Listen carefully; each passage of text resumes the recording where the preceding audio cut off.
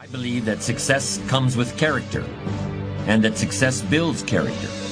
I don't believe, as apparently some people still do, that suffering and defeat are necessary for developing the soul. I know they're not good for the body or the mind. Failure doesn't make you feel better, either mentally or physically. Of course, it's an inevitable part of life, and you do yourself a favor by taking the opportunity to learn from your failures. But I think there's no point in continuing to bang your head against the wall once you realize it hurts. I don't mean to sound hard-hearted about this, but I believe that if you reach a certain age, and if you really haven't achieved very much in your own terms, I don't think you can ascribe this to bad luck or a difficult childhood or any other external factor. I personally feel that your strength of character does come into question at that point. And let me make it clear that your definition of success may be different from the next person. I'm not implying that you need to have a fat bank account or a Rolls Royce to be successful. But if having those things is integral to your definition of success, then that's what you should be aiming for. Let me illustrate what I mean by describing the philosophy of a very successful and interesting man named Steve. Although he was still in his mid-40s, he had already founded a very profitable advertising firm in the Midwest and had sold it to one of the country's largest agencies for roughly 3 times his company's annual gross. So he had become a very wealthy man, and he had plenty of years left to enjoy it. During a discussion with some friends of his, the topic turned to the career problems of a mutual acquaintance, a man of obvious intelligence who had an MBA from one of the most prestigious universities in the country. His high level of ambition had led him to strike out on his own as soon as he got his business degree. But now 15 years had passed, and his consulting firm was still hard-pressed to pay the rent on his office. Oddly, he still continued to impress everyone who met him as an extremely sharp all-around businessman. He read the Wall Street Journal every day. He knew the names of all the CEOs of the major corporations. Talk to him for 5 minutes and you would think he was a real player in the business world, but he had never made any money. Steve's friends were confused by the whole idea of a good businessman who's never had success in making money. They felt it was like saying someone is a great baseball player, but he strikes out all the time and makes a lot of errors. Steve thought about this for a minute and then offered his perspective. In the business arena, I believe achievement is a prerequisite for calling someone successful. You can't be a good businessman and never make any money. A good tree bears fruit. If it doesn't, it's not a good tree. I think Steve's analysis is right on the mark for a certain segment of the business arena. In certain professions, one of the highest goals you can achieve is to generate income for the company and thereby fatten your own bank account. In those businesses, success is measured by money, plain and simple. So if you're in that type of profession and you haven't made money, you probably should take some steps to strengthen your character. In other words, character isn't an abstraction that exists somewhere up in the sky divorced from the real world. There may be other things you should do also, but you should certainly do some soul searching and some character development. But let's broaden the scope of the discussion a bit and look beyond business success, where the measurement of achievement can be defined simply in terms of dollars and cents. I've already said that in my opinion you need a strong character to make money, and that if you haven't made money, your character very likely needs work. But I also want to stress my belief that it takes character to achieve success in any form, whether it's in the business world or anywhere else. There are some people who just aren't interested in making a lot of money. I'm not one of them, but I can see their point of view. For these people, achievement is measured in terms that aren't so easily quantified. According to Aristotle, 52 is the age at which a man's philosophy is fully formed. But it's okay to run a little behind schedule as long as you recognize it and do something about it. And you don't need volumes of books or the library in order to create a personal philosophy that will help you to achieve your goals. You can do that anywhere.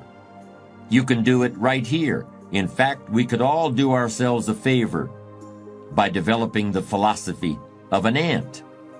There are at least two reasons why ants are unique and important. For one thing, an ant always knows where it wants to go, and it keeps trying to find a way of getting there, no matter what. If you put a pebble in front of an ant, the first thing it does is try to find a way around the pebble. It tries to go one way. If it can't get around there, it tries to go the other way. And if it still can't get around, then it tries to climb over the pebble. And if for some reason it can't climb over the pebble, it will try to lift the pebble, even though the pebble may be hundreds of times larger than the ant itself. And if it finds it can't lift the pebble, it will look for other ants to help. And if all the ants working together can't lift the pebble, they will finally start digging a tunnel underneath it. And even if that doesn't work, they will literally start trying to gnaw their way through the pebble. How long will they keep trying? They'll keep trying until they die, because the one thing they will never do is quit. That's the ant's philosophy of achievement, and we might all want to incorporate it into our view of the world. The other reason ants are important is because of what they do in the summer. During the summer, the ants plan for the winter.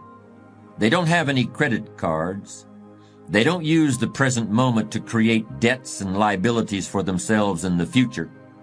They use the present moment to create assets for themselves. Do you remember the fable about the ant and the grasshopper?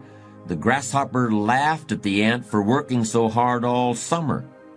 The grasshopper just enjoyed himself, leaping around in the high grass without a care in the world. And when the winter came, he starved to death, while the ant had plenty to eat. Remember, we've all been grasshoppers at some point in our lives. Just make sure you're not one now.